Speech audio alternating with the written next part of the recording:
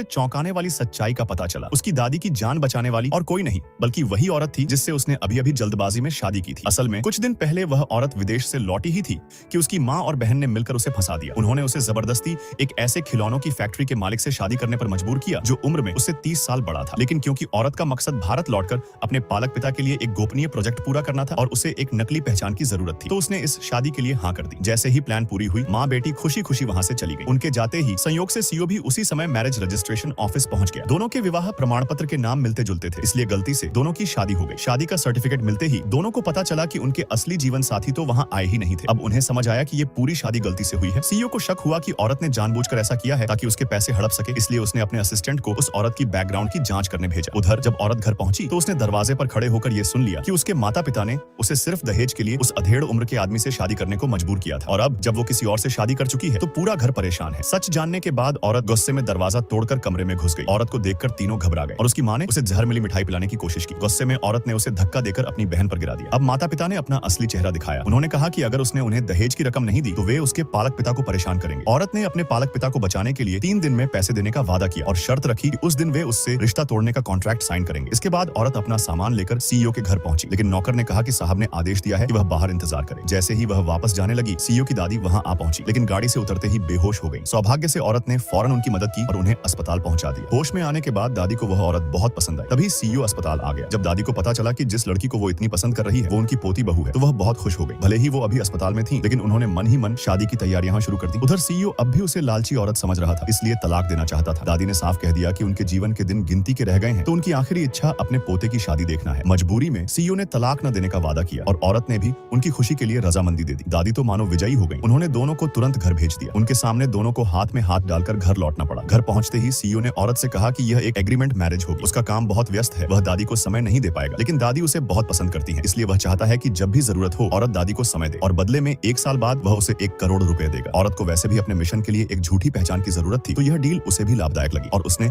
उस समझौते पर दस्तखत कर दिए।